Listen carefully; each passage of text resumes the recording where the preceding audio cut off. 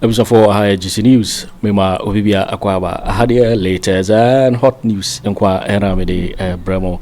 Enunti so nyan subscribe to channel dia. Bomodia say will be subscribe. The obeya na say obe click the subscribe button. You know. Now wa barely a year notification. You know.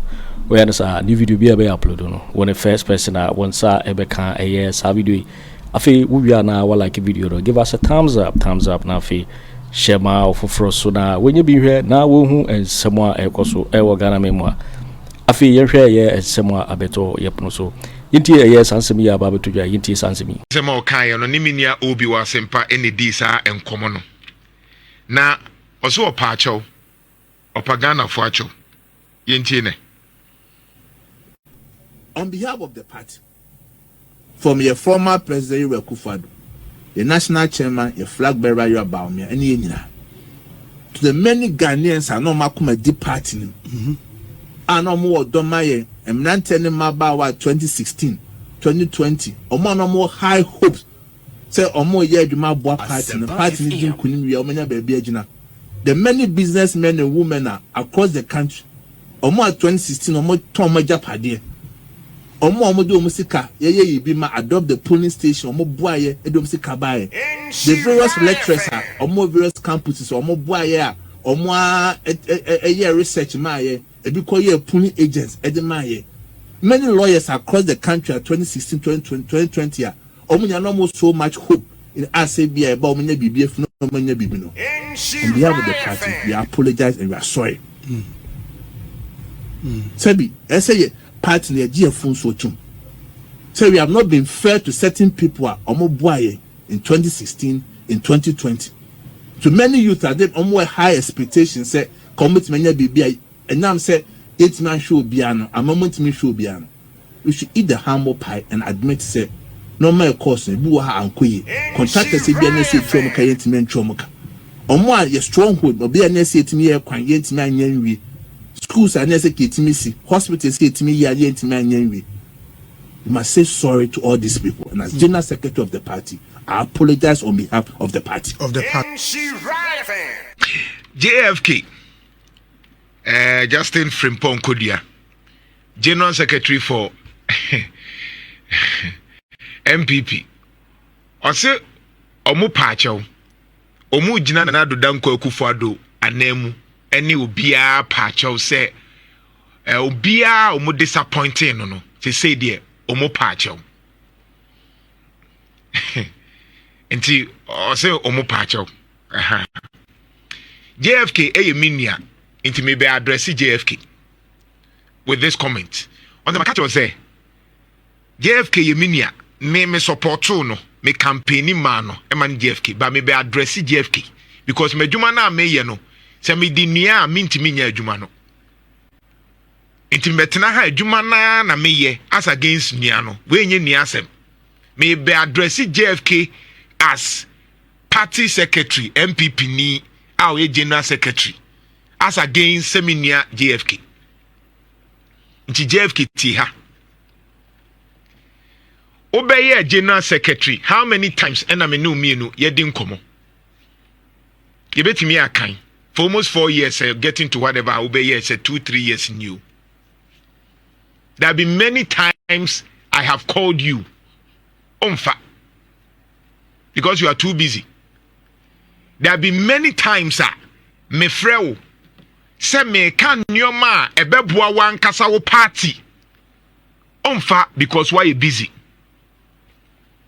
Uye ni papa, uwa kumapa, ye ni mo sa de no ho.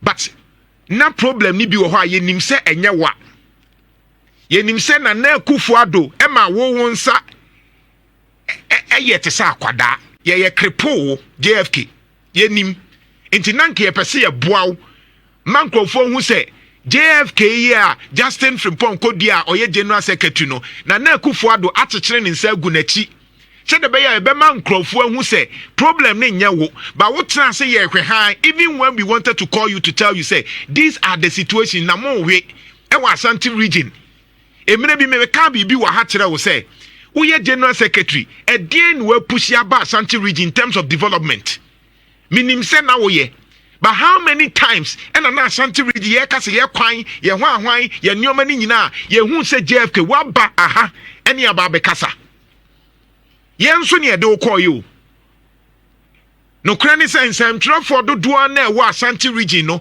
e support wo agenda say ye nim se wo kwa a ubetimi apushi bibia ba Asante memu because Asante mempu ntuo de ehu hia me. I don't care whether I send this to MPP but nim se enua no ukọ ye no dear Monchem in your ma JFK, Utimi yes, Asante region, Yansu Yahuhia, Asante region, interchange no Yan say, Asante region, Yaquanu say, Asante region, phase 2 na Yakan Wasem na say, Asante region, MPP businessmen na no mu breno, JFK, catch me, dear na Okafa home as an MPP general secretary, catch me. JFK, I'm talking to you as a general secretary of MPP, not as a brother. You have disappointed us. It's not just about saying I'm sorry. Dia wo gina na nemu apa na cho no ono ama wo anye wadwuma enti ade ntina be gina na Akufo Addo nemu apa acha wo bra papa na mu hu se waye bibi emma wo nya JFK jai o de wo pa acha wa as a national executive ne pa acha emfa na Akufo Addo credit mem because na Akufo Addo na ama wo wadwuma ye useless. Na Akufo Addo emra wo ka che na Akufo Addo se onye reshuffling na otia wo ba ku mienu miensa e na JFK wanye JFK biem ye party no ye useless wom as a general secretary no na wo kakra ye mfiu because ye nim so ya kraketwa. This was the challenge and ye pese ka bi ma ba ne enfra wa wo mfa afi na be pacho atia panya atia pa we na MPP fo pe o na Akufo Addo na nkasa ne wose mani bunkotodwe pa achew MPP fo achew because ono to him no waya ade enra global info analytics nhwehwemu bi Jeff minim so wanya sa ade na me nkyerɛ ade global info analytics omo ye nhwehwemu bi ebusa se mususu se de na ma MPP lusu ye. Do you have that one? Good. Fatos mami Kofi yenhwe ade sisi ye. Enra. Sure. Global Info Analytics. Okay. Tie kasa based on facts. Musa Dankwa. Obusa I say we dey kan bra Facebook never. Also, which of the following individuals or group of people do you blame for MPP's defeat in the 2024 elections? Or say nipa e wo ha ya na ekuwe egu hei. Wabobo omato aso yi. Sai nkrofo we hwan pa na wogidi se ebetumi de somo abo no so na edi mu ntintima ma MPP losu ye. Abato ni ene wo se na Akufo Addo o de di kan Dr. Mahamadu Bawumia ene toso Asante Bediatuo mo MPP mo su di so miensa ena de toso enan eye party executive party ni mu mpanimfo na se wo hwemu a ase no se wo hwemu a omo a so mo no yentimi yebusa onu busa question ne say na Akufo Addo Bawumia MPs any party executive one ye de so bo ne bebo ne say party no elusu ye on ma party ni ti we based on fact enye na janto sure yeah enti o ma no yie no nana omo se omo de no bebo mo somo but omo no somo no wo fem pa no members of parliament MPs Asante Bediatuo a omo MPP mu na ze enye MPs kura asem na wo hwe dabi omo se MPs no de do omo kan but omo nhyeda enka ho pa kese good nana omo etoso biem party executives no o se party mpanimfo omo ka ho bi na omo de no ochiche mu a Asante Bediatuo de ne Mahama Bawumia no achi ponsia 2.6%, party executive de 7.2%, Mahama Bawumia achi ponu mienu na ewo ho party executive na se JFK ni na pamfo no de no uyi yemfa ne ze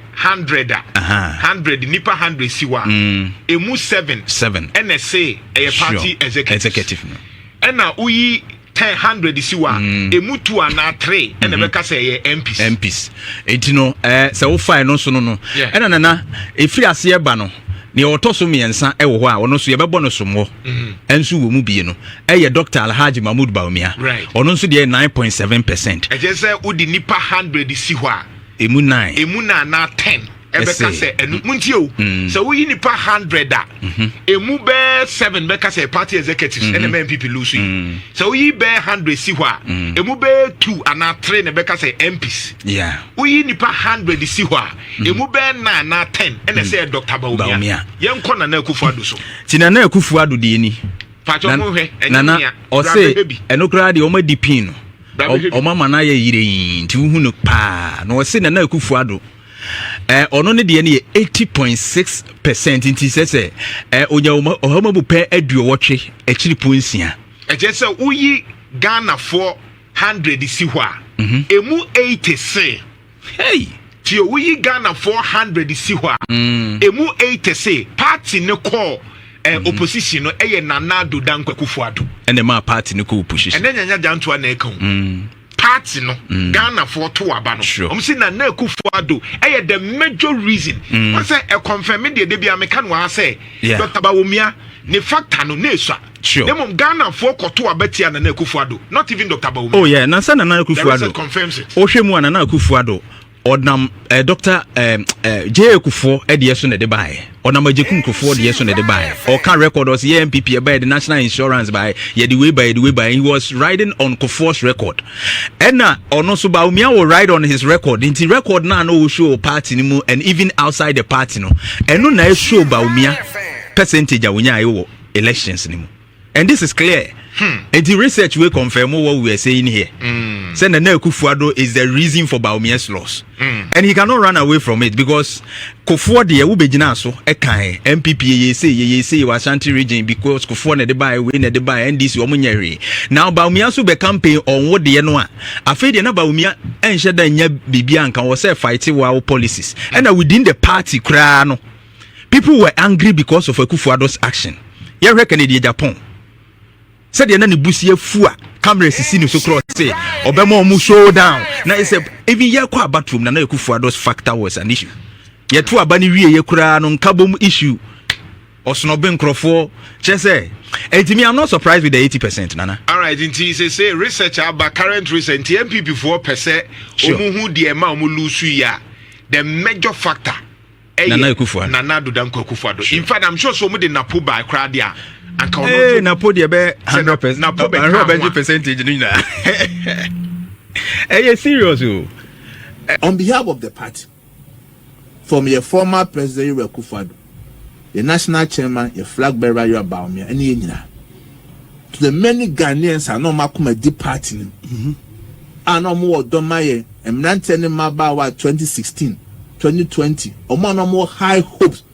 Say omo ye adwuma boa party no party ni din kunim wi omanya baby agina the many businessmen and women are across the country omo 2016 omo pomaja pade omo de omo sika ye bi ma adopt the polling station omo boa ye edom sika bae the various lecturers are omo various campuses omo boa ye a omo ye research ma ye e bi ko ye polling agents e de ma ye many lawyers across the country 2016 2020 Omunya no more so much hope in ASABI about Omunya Bibi no Omunya Bibi no.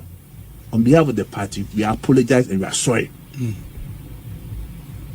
Sebi, I say party near GFun so chum. So we have not been fair to certain people at Omobuaye in 2016, in 2020. To many youth are there omo high expectations say commitment Bibi and now say 8 man show biano, a moment me show biano. We should eat the humble pie and admit say no my course ne bu ha ankoye contractors be na say twom ka yentime ntwom ka omo a ye stronghold obi na say etime ye kwan yentime anyanwi schools are na say ketime si hospitals say etime ye yentime anyanwi. You must say sorry to all these people, and as general secretary of the party I apologize on behalf of the party. JFK what pacho but it's not enough that tell pawe on say there are a money day say when Ghanaians were enduring, sure. Now we're him. JFK, my brother, time and not Ghana for a soon. Time and not death is in air coso. Time and near Casadiana Akufo Addo ye Ghana fui. Business is soon. Now way. Time and not contractors air kemuno. Some namun grow for defenders contractors no ye muka. And some are walking. Namu war abaimuno. Namu defend say bibia ye okay. Enti afei na wo be hu say e wo say wo pa achaw. Sa achaw pa we. Well, MPP for ni be decided there. But I'm not sure say Ghana ni say o money ni business. There ha me kra ni ye mu bi ye investment ye sika ahye. Because who the sika to say wo ye investment. na kwabrania betrase akate sika no ose wo paaje o pa menje saa de no nko a no se na Akufo Addo ne MPP o ma lusu kra anka me ho to saa de na o ma pensioner sika any investor sika ya saa mren JFK na wo he business people na de biomusu se dollar na ehwe yo ye MPP for na aban yi ye ka no na JFK wo he Afenyo alusu abie na abe paacho saa mren na wuntimi mpaacho saa mren no na wuntimi nka nkyere Ghana for say we are sorry because unya president esa ni se ono de osu ombu obia ni ntino na oka a whole party like MPP na nipa ba ko kasa obia ntimi ne nkasa egu party na wie o say I am sorry JFK I am equally even disappointed in you. You are my brother, but I need to tell you the fact. Me are disappointed in you at JFK. Me are disappointed and pay in you. You are my brother. You are a good person. But one man na Akufo Addo aka wanwa tumawie. Wo acha panokra wo anima. Bo nsa say wo so ka bibi. Because me nimwo say nyoma umi awano no na enya wo de. Me nim nyoma ka wunya ka beka. Enso wo mene ye because so ye panyi won say animu enguase ba no bi atwe ne ho ena say Ghana for na ehohoro no say wanya na mo de bia ne ye pacho no ma manipa na ehu say na Akufo Addo NAPO eka ho na mugu party ni gu ya anyway Yanko regional minister ho former I was say the next one a regional minister or the nkrata bia babontin when him say no ye sha CFA ni hono or say nyoma na ye say asay te no ani emu bi ye buafu or the nkrata tintin aba abontin na busa mpacho embra Facebook ne making kan nyoma ni bi emaw nyoma ba ku mienu bi na mpesa meka for regional minister.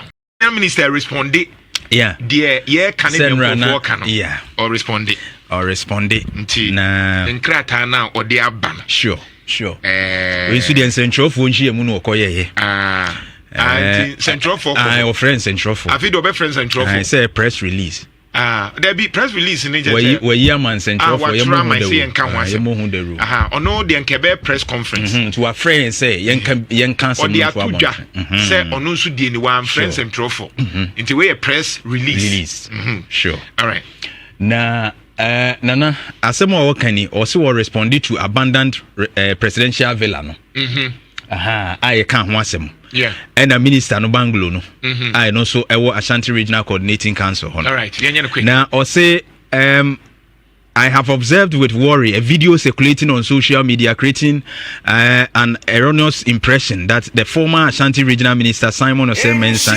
intentionally abandoned the presidential villa, regional ministers' bungalow, and other buildings at the residency of the Ashanti Regional Coordinating Council (ARCC) to deteriorate. Na the okay nyina say we hu say funyini bi eninam eye intenten fidie su ni ade a ache say e ka say enkane Ashanti Regional Minister eye ono Simon Osei-Mensah waboni trimu po agya mampani atena ye wasante mantem ha ene eye bungalows ahodo a etwaso no kra no wotena mu ni dan ahodo e ka ho ama asay na eno no say instead of responding only to this issue I wish to rather report on the challenges inherited at the ARCC when I assumed office on 22nd February 2017 having been sworn in on 17 February 2017 and measures taken to resolve them and he was say how bebre obebetu ya ansa kra no obebua adan no ho nsem no o say how bebre ya obetu ye no peso de tudwa obebetu no na de edi kan na o say huge debt overhang as obetu ka kese pa ewo nanim na de to so mienu o say large number of broken down vehicles cars na say ARCC ne cars obsolete office furniture fittings and equipment na say enkonwa ene mfidie ahodo bi obeto ye ne kyerese nana say mfidie ni nyina asese ya ye de adwuma enye yi are na akye asese na say run down administration block kyerese ba bi o mo tena ye no ewo kro mo ye adwuma no eno so kra no so o mo anhwe so yi o mo mo hɔ no ɔma ahwɛ so yie ama no so na agye agu dilapidated presidential villa ɛno nso ɛka ho na ɔse wohwɛ presidential villa no a na asɛe koraa dada ɔbaeɛ no na asɛe regional ministers bungalow ɛna afei other buildings ɛka ho nyinaa no na ɛsɛ ɛno so no ne nyinasoɔ no asɛe na inadequate staff accommodation na ɛsɛ n'adwumayɛfoɔ no so na ɔmu nni dan a ɔmbɛdam na ɛnso ɔmo ebinim wɔ hɔ a ɔmunya dan ɔmbɛdam ɔse recognizing very well that once you assumed an office you inherit both assets and liabilities. I took steps to address these issues. To was in an anoma makumako insia wabobɔ ɔbɔ so wɔ hɔ yi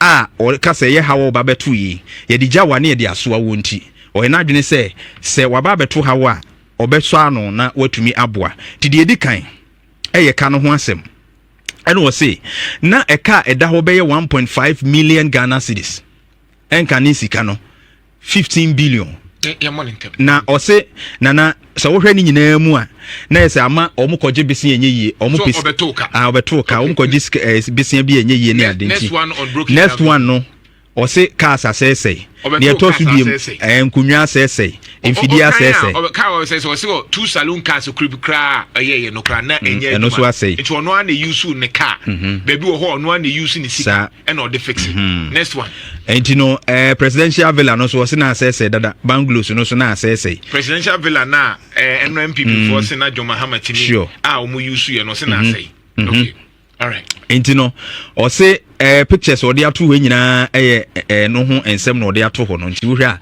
pictures bi keka ho ɛno so ɛkyerɛ ɛho nsɛm ɛna wɔse inadequate staff accommodation nti wɔse in the midst of financial challenges no we're building new residential accommodation for staff nti no ɛno ɛna ɛno ne twatoɔ koraa ɔka ho no wɔse was starting projects. What does staff got to do with presidential villa? As on say I don't know how to put it. Asemna ye kano ye abandoned project was a original minister now trem president baby also trem minister there was some trem. Sure. What does that got to do with staff? And which is was say administration block no. And she danye modern nti we see modern one. A che se no abrosan ye toatoa so nti wa hya ase ekura wo sie. And also the hu mfonyini bai. The administration block no. Aye. Baby na wote na o se enye modern. Se wo sika adenti na wonfa nye de wo ho dada no ansa na wadwene foforo ho sɛ wo sika wo di si modern na wonya nwie ya saa sika no na wontimi mfa nsiesie de wo ho no because office na wotena mu no enya hwe you can renovate it but wuti office no ubetimi a renovate de wo ho no ayusu because saa no bi ayusu and then the last one, last paragraph. Last paragraph, no. Conclusion, no. Conclusion, Or say, I wish to state that Ashanti Regional Coordinating Council or Simon Osei Mensah will not intentionally allow state access to deteriorate, as being alleged on some media networks. It was due to financial constraints, sir, which was beyond the capacity of the which was beyond the capacity of the ARCC. Thank you. Bakubo can say weed or say enwure bi wo baby. Or say as much as enokra or say ade we kra owie ye na wo keka saa de wo keka ni nyina na those excuses ni nyina eye nkwadasem ma me no. Sure. Saa nsem na wo keka nka nyina ye nkwadasem ma me. What do you say? Obi a oye manager onye leader. What do you say? Because my catch say you different between a manager and a leader. Sure. Manager oba okra no. But leader they would gene until it's a kind. Yeah. Leader different from a manager. Sure. But clearly he was a manager, not a leader. Sure. Because which here we are say in as much as what? I'll say as much as I agree that sometimes the weeding around the buildings are the residency delays. It's not true that we do not weed the area, even though I have not occupied the accommodation since 2017. But now we ada. In as much me jitu mu say afu 2017 maintain ho. Eto da na eho afu die e delay kakra e nta no ntem.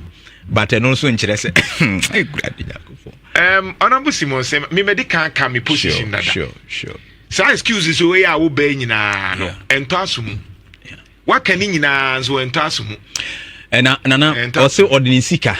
Ene ena obaye no na sika ni ho na kada ho nti odi ni sika ena sebiu wode kototo no ma bi na no ma no so abobɔ so enkunya ne laptop so ne no ma no ma bi a wodi kan edi ono ani sika ne ade atotototo na yenka yensu yesika ye de aye nneoma ena regional minister uni me sika ye de aye nneoma ama nkrofo as a manager of a place because na district assembly common fund no and I'm saying it doesn't matter only me I manage a place I use my hard-earned money. Na me dia ye nneoma no me meka ho asem. Banana is normal as a manager or a leader of an organization so be pre-financing. Unim say sika eba. It is always sika na de beboa. Pre-financing is common everywhere. Anyway. Sometimes eduma bi amu you make say cobra oba abeju sika. And that is what you did. When ye ade is the excuse. The attorney say first of all, sure. 2017 na unkotene mu. And because I won't kotene mu no. Unim dia ya omu ye. Omu ba na instead say aban ne besiesie aban ne de no na o mama aban na kosiesie omu fie no team no team no oje hu sika enti e ho allowance no obeje yeah e ho asiesie no enti honorable minister no ni fie no ama aban akosiesie te say de na Akufo Addo ye no enti on na aban na de mu no magya no ho enti onim se wo wi asa dan na no betenem enti obe make sure say yesiesie ho ye. That is all that they do. That is all that they do. And the other side of the story in which is Nana, when leaders and managers be almost started projects almost say one do there wo ohwe edan bi a 3-bedroom amemesi projects ya wo so wo ye nyina no nana the cost of the project will be community investigations en koso pa because nana omo mpese abribia no omutumi nya bi ewo no ma ho no start projects ejo beka se me si dan we me ye we nso na ebi wo ho ananka ese otumi kura ho wo start new project no akoye budget ya mostly no mbetumi nya bi afiri ho edi enti na obeja we ya ma na sei Nana, ewo ho a wo se wa se sika edi siesie wo na kan so renovate administration block we say and you started say wo say see another one say akosi star bangula akosi we nti say sika no unya no we me see sika ni wo sika no unya no we unim ma abusia fo muntie some few months no mo beti menka asase a me say eya eno me hyase aban asase say wo kwa ahoju a sure so wo say so mu si dan a enya aban asase ye dia ma ankrankre sure. Ankrankre na ya tonwa ma omu. Abanya sase no. Eni nti no kuje to ablakwa e ka se ye nhihye na se de be ya abanya sase no eni kwanse ye ton. Sure. Na no na ye call ultimate FM. Na ye nua ai. Me drew almost ultimate oho nyina ya abanya sase. Ya ton. Ni nyina. Se wo kwa ya ton. Se wa ton na be develop a mini problem. But sika no se e kwa aban ho. Enti mbese me busa se sika no mu ton ne sei. And this is where I am going to write to the oral committee. Sure. The regional minister, whoever comes in, Nana Kwesimu Tiebia. Yeah. Monsha senior investigation say, Assassin abai assassia ya tono. Ewo, I want you place or not, said the amount crankreno. Sure. Sikano first, Omuton is saying, Nasasikana ekohin. Sure. Because I can tell you, says, I die no more in dollars. Assassin. Yeah. Maybe a dano so dear. And imagine, say, make a creativity no. Maybe a regional minister. Sure. And a maton sasi in dollars. Na me jisi kano koma baya. Me kwa catch president, say president. Metimia tonton sasi ni bi wa hojo. Na me keka boom no, e de menya $100 million. Sure. Say ye nye sika ye de be presidential villa ne sa anyoma ne essay. Na ye kan ni nyina be $6 million. Me pacho ma me kwan. Na finance minister and releases as can be mammy. Yeah. Na me fan koye. Some original minister. This is what I would do. Sure. And to me, can say sema tonton sasia. Asa no. E kumasi asa ba aban no hodia. Sasi can be met me yibi. Na me dia kwa koye project na. Eye aban dia no. And I'm not sure say aban beka se there be. Yeah. Say you only request. And na me ka creativity no. And na me person me chiro nkofo mi no bi e wo krom ha. Sure. First one, Pacho Bra Facebook. On this one, maybe I may be lines. First one, COP Kofi Boakye. Sure. Unim Kofi Boakye, I made the number at Tisoka Oram team no. Mame famon kwa bako se mukakra. First, no na Asante region police. Oko hot time. First, now call police station and now police barracks na sefwa. Na eho nya kono. Sure. It was one person. Your friend is COP, there's a no COP, Kofi Boakye. and no name Commander 1. Yeah. Obaye no ahu say ye won krofo bi kra mu police assassin no mu jeje. Ye won krofo bi wo ho na mu guso encroach police assassin. Police ho na ye tantantan. Nipa ba akwa ye fe no Commander 1. Asante region police for municipal. But sorry no dey na dwen nyansa e ka ho e ma police exercise. That's a leader. Papa ni yeah. Me ma example. Regional Minister RCC was Sikati police. Yeah. Sika ye kama police no. Yeah. Eswa change the ma RCC. But Commander 1 COP Kofi Boakye. Oba Krom Asante region. Ema fedia oji police fo nyina asase ma wo mu. Esa me ye penti sa renovate ye. Obi kan chem sa me boa. E wo krom ha. Oh, that's true. Nana. He was even in a performance. Our performance he was tipped for IGP position. Man for triple say Mfamano because of the performance. They were Ashanti region. So this is not the easy. Or your regional minister. The 1 year regional minister Paul your police near because the police for this cano. Onim do ye ebi won kra na no ne private for kabom. Sure. Say okay, ye be mama sase we. Mumbe ye we mame. Ye ni sika edi besi wo no. Ba wo de ye mame. Into we ya ye be ma akwanya announce we si baabi. Na bia we use over a period no e be ya aban dia. Oh, companies bi wo kra ma ma kwanya se umbe si police post no mutimi ko si dan si ho no mo de omo logos ni ade abobo ho. He did those things. I mean on akwan mo yes. Enti ne ka Commander 1 na che nipa ba ko. Yeah. I'm giving an example. Asante region. Yeah. Papa wait to me ye money ye. Sure. Whole regional minister. Tenasana drain keke. I very simple. So MPP for private developers no. Yeah. O metimi aye bi ama. Oh yeah. Private developer private me catch say ye ya ma ban o meye. Because he can be brave when MPP for be one. Ko metimi dia ya ma free. That is why we talk about leadership. It is a when yes can intino. So obi baba be boa wa aban be ka se member boa.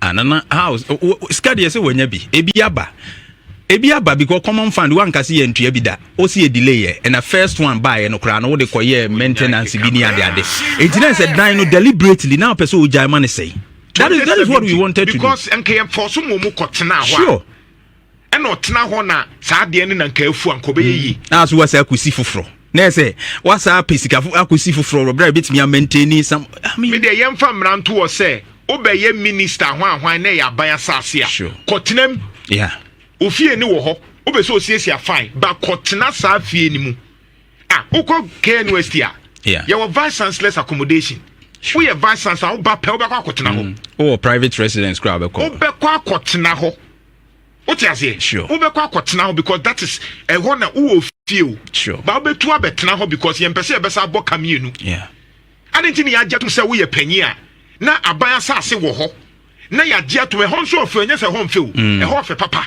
ni egye ya na asai yes won koye ni fie yi na onya na 2071 na ho na oda ho a e na wo ne kire ben ne nam no so ye dan ye obetimi ada ka regional minister ta ho e na ohun se ho afu e na wo be sori na python ne nam ni fie ho a anko ondo RCC or regional minister woni ho it wo tena wo ohun se ho afu how much does it cost to do that I'll bet me a command your man for a drama free. Also, sometimes it delays.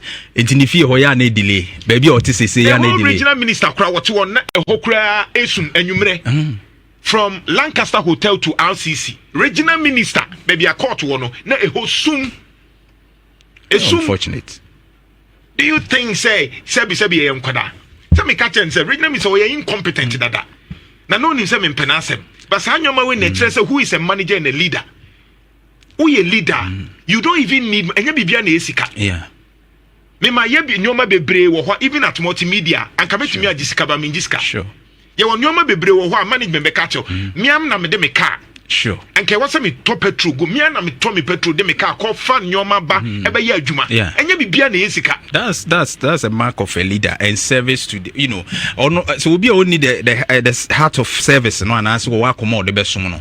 Ono no bibia o ye bia no wo hwe so obenya bibia free mu. And you see nana even regional minister awo MMDCs nyina hye wase no. Omunyina Shawasio.